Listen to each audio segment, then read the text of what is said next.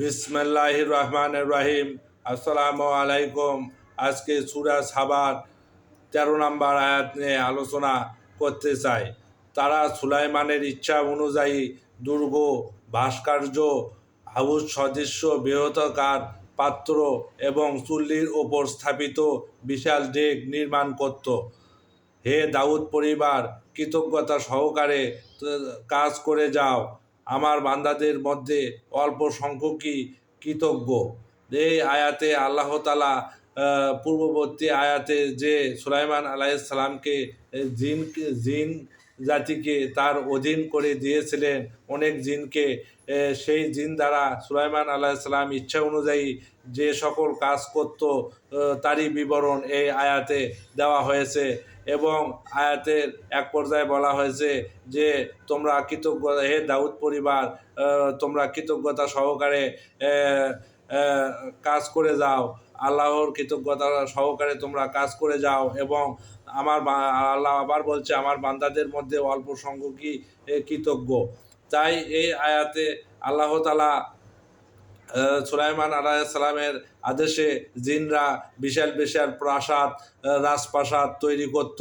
বিভিন্ন যুদ্ধের জন্য তারা দুর্গ তৈরি করত, যাতে শত্রুপক্ষ আক্রমণ করলে সেই দুর্গের ভেতর থেকে প্রতিরক্ষা ব্যবস্থা শক্তিশালী করা যায়। সেগুলা জিনরা তৈরি করে দিত। বড় বড় প্রাসাদ এবং প্রাসাদের সাথে রাস্তাঘাট বা শহর নির্মাণ, এগুলা জিনরা করত সুলাইমান আলাইহিসসালামের আদেশে। সুলাইমান আলাইহিসসালাম যেভাবে চাইতেন সেভাবে জিনরা সেই প্রাসাদগুলা তৈরি করে দিত এবং দুর্গ তৈরি করত এবং সেই দুর্গে সৈন্যদের আশ্রয় নিত এবং সৈন্যরা বিপক্ষ শক্তিদেরকে প্রতিহত করত সেই দুর্গর মধ্যে থেকে। তারপরে ভাস্কর্য তৈরি করত জিনরা। ভাস্কর্য মানে মূর্তি।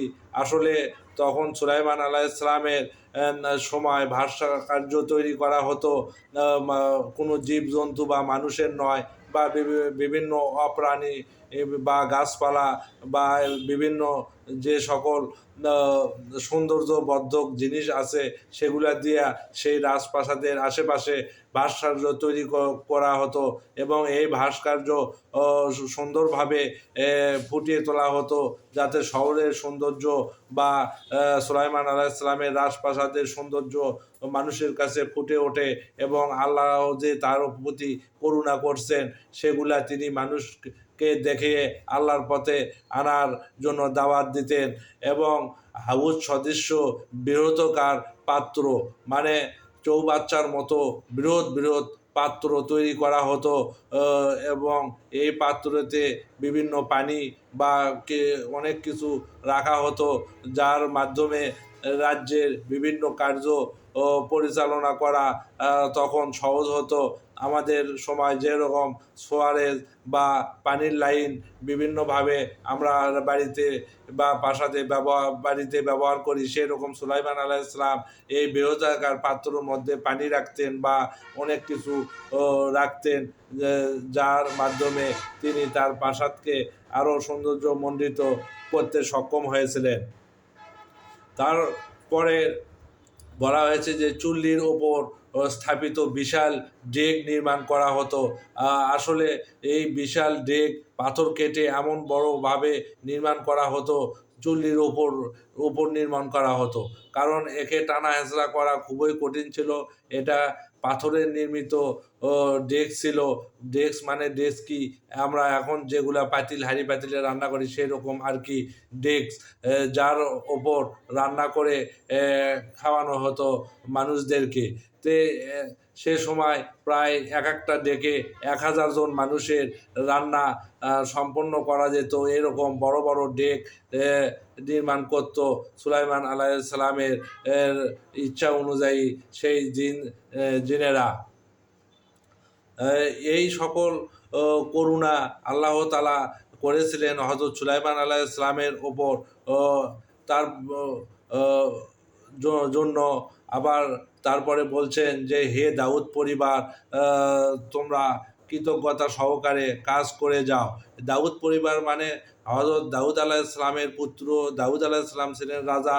হযরত দাউদ আলাইহিসসালামের পুত্র ছিলেন হযরত সুলাইমান আলাইহিস সালাম, তিনিও ছিলেন পৃথিবীর বাদশাহ এবং এমন এক বাদশাহ যে বাদশাহ কিয়ামত পর্যন্ত তার মতো বাদশাহী আল্লাহ আর কাউকে দান করবেন না, এরকম বাদশাহ।